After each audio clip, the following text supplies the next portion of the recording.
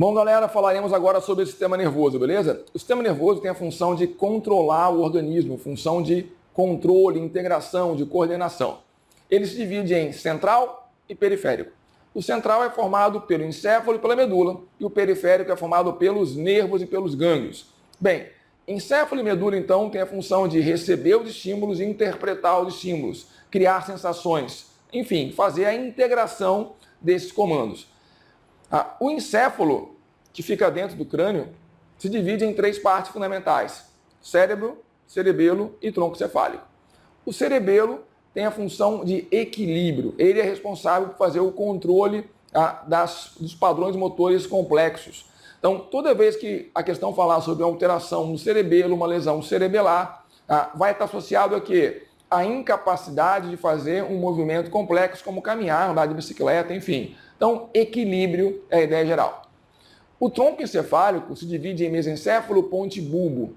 O bulbo é o mais importante dos três, porque é ali que ficam os centros de controle das funções vitais.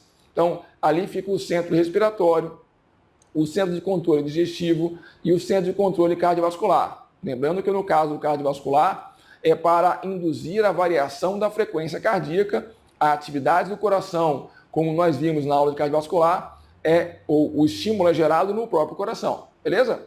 Então, o bulbo regula as funções vitais. Mas e o cérebro?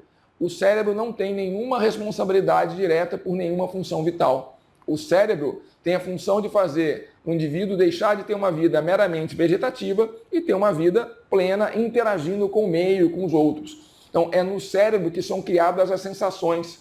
Então, tato, paladar, olfato, audição, visão, são sensações criadas no cérebro e pelo cérebro. Os órgãos sensoriais captam os estímulos, mas é o cérebro que transforma o estímulo em uma sensação.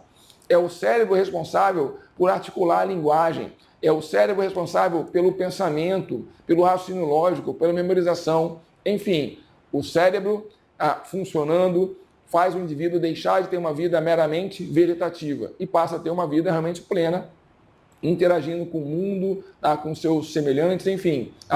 O indivíduo vive como um ser humano por conta do cérebro, é lá que estão as funções voluntárias do cérebro. Bem, sistema nervoso periférico. O sistema nervoso periférico é formado pelos nervos e pelos gânglios e a função é levar e trazer informações. Bem, tem duas vias, a via aferente ou sensorial e a via motora ou eferente. Então, a via aferente ou sensorial está levando a mensagem captada pelos órgãos sensoriais, leva até o sistema nervoso central, que vai então interpretar essa informação. A via motora é aquela que leva um comando do sistema nervoso central para os chamados órgãos efetuadores. Quem são os órgãos efetuadores? Músculos e glândulas, basicamente. E aí, a via eferente ou motora se divide em dois ramos.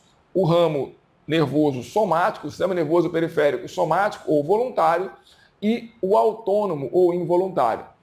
O somático ou voluntário vai agir especificamente nos músculos estriados esqueléticos, que são aqueles de contração voluntária. Então, somático ou voluntário atua apenas nos músculos esqueléticos.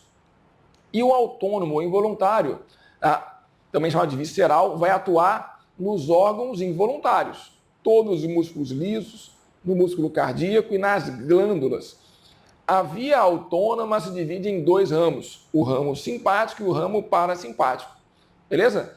Ramos simpático e parasimpático são antagonistas. Um faz o contrário do outro. Se um estimula, o outro inibe. Se um inibe, o outro estimula, enfim. Eles fazem sempre o contrário do outro e estão atuando no controle daquelas ações que são involuntárias. Ok? Então, essa é a organização do sistema nervoso. Central, periférico. Vamos falar agora mais do periférico, que é mais provável de cair, tem mais assuntos para cair. Vamos falar então dos nervos. Olha só, pessoal. Um nervo somático, que é aquele que vai atuar no músculo esquelético, é constituído por uma única neurofibra. Então, uma única neurofibra grandona, um único grande neurônio vai estar levando a mensagem do central até o órgão efetuador. Então, esse nervo é um nervo que não tem um gânglio. Então, ele não tem gânglio. E o neurotransmissor secretado aqui no final se chama acetilcolina. Então, a acetilcolina é o neurotransmissor secretado pelos nervos motores somáticos ou voluntários. Tá? Mas já vou antecipar, fica a dica. O neurotransmissor padrão do sistema nervoso periférico é a acetilcolina. Tem apenas uma situação que vai ser diferente, tá? Que a gente vai ver agora. Então, olha só. Na divisão autônoma, temos os simpáticos e os parasimpáticos. Vamos pensar esse aqui de cima, ó, simpático. Então, todo nervo autônomo, tanto simpático como parasimpático, vai ter um gânglio. O que é um gânglio? Gânglio é uma região onde eu tenho um conjunto de corpos celulares. Então, aqui eu vou ter uma sinapse. Sempre eu vou ter uma sinapse no meio do nervo. Bem, no nervo simpático, esse gânglio fica mais perto da origem, que é o sistema nervoso central. Ok? Pois bem, então o gânglio está mais perto da origem por quê? Porque esse primeiro neurônio, chamado neurônio pré-ganglionar, é curto. E o pós-ganglionar é longo. Então, o neurônio pré-ganglionar é curto e o pós-ganglionar é longo no nervo autônomo simpático, beleza? Quem são os neurotransmissores secretados aqui? Olha só. Entre os dois neurônios do mesmo nervo é a acetilcolina. Agora, o neurotransmissor que o nervo simpático secreta lá no contato com o órgão, ou seja, o neurotransmissor secretado pelo neurônio pós-ganglionar é a noradrenalina. Então, essa é a única exceção. Só os nervos simpáticos que vão secretar noradrenalina. Ainda assim, só o neurônio pós-ganglionar é que faz isso. Ok? Vamos ver aqui o parasimpático. Então, no parasimpático, o neurônio pré-ganglionar é longo e o pós-ganglionar é curto. Tá? Isso quer dizer que o gânglio está pertinho do órgão, perto do órgão-alvo. Às vezes, dentro do órgão-alvo. Então, no nervo autônomo parasimpático, o neurônio pré-ganglionar é longo e o pós-ganglionar é curto. Então, o gânglio está longe da sua origem, longe do sistema nervoso central, beleza? Quase perto do órgão e, às vezes, dentro do órgão-alvo. E o neurotransmissor aqui é sempre a acetilcolina, tanto entre os neurônios como no neurônio pós-ganglionar. Ok? Então, duas diferenças importantes entre o nervo simpático e o nervo parasimpático. Vamos lá. Nervo simpático tem o gânglio perto do órgão que originou o estímulo. No caso, é a medula. Por quê? Porque o neurônio pré-ganglionar é curto e o pós-ganglionar é longo. Parasimpático tem o gânglio longe do sistema nervoso central, perto do órgão-alvo. Por quê? Porque o neurônio pré-ganglionar é longo e o pós é curto. Segunda diferença, o neurotransmissor secretado pelo neurônio pós-ganglionar. Então, no nervo parasimpático é a acetilcolina. No nervo simpático é a noradrenalina. Ok? Então, o neurônio pós-ganglionar é que vai gerar neurotransmissores diferentes, porque o pré-ganglionar sempre libera acetilcolina. Só no pós-ganglionar que vai ter diferença. Simpático, noradrenalina, parasimpático, acetilcolina. Ok? Um detalhe interessante, olha só. A medula da glândula suprarrenal, vimos isso na aula de sistema endócrino, a medula da suprarrenal é uma estrutura de origem nervosa. Na verdade, ela é formada pelos neurônios pós-ganglionares simpáticos. Então, os neurônios pós-ganglionares é que estão aqui formando a medula. Bem, neurônio pós-ganglionar simpático libera o quê? Noradrenalina e, no caso aqui, também libera a adrenalina, que é o hormônio. Então, é uma via nervosa atípica. Tudo bem? Então, vamos ficar com o padrão. Tranquilo? Outra diferença entre nervo simpático e parasimpático é a origem do nervo. Os nervos simpáticos sempre se originam da medula na região torácica ou da região lombar. Então a gente fala que os nervos simpáticos são tóraco-lombares, enquanto que os nervos parasimpáticos se originam ou diretamente do encéfalo, são nervos cranianos, ou da região sacral, que é a parte final da coluna. Então, os nervos parasimpáticos são crânio-sacrais. Então, nervos simpáticos, tóraco-lombares, porque se originam da medula nervosa, na região torácico-lombar, e os nervos parasimpáticos são crânio-sacrais, porque ou são nervos cranianos, ou são nervos que se originam da região sacral, a parte final da coluna. Tranquilo?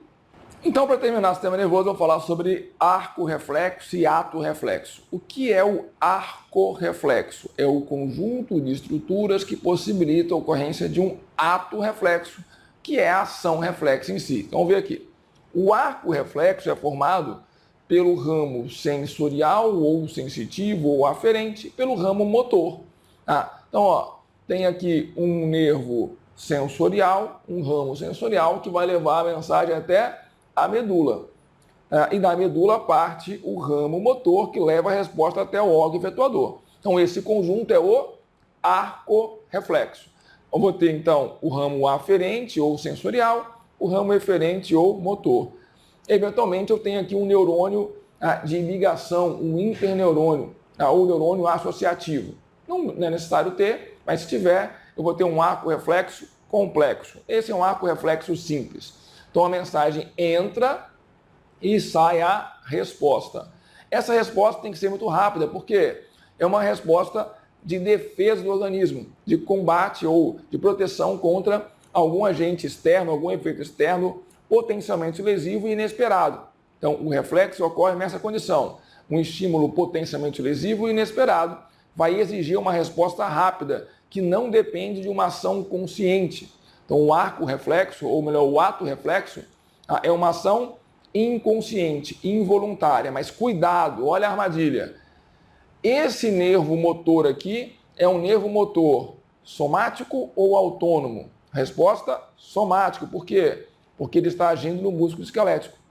Mesmo que ele esteja agindo no momento em que não houve uma ordem intencional, o nervo é o mesmo. Então, no reflexo de músculo esquelético, que tenha movimento de músculo esquelético, o nervo que atua é um nervo somático. Beleza? Mas não tem reflexo autônomo? Tem reflexo autônomo.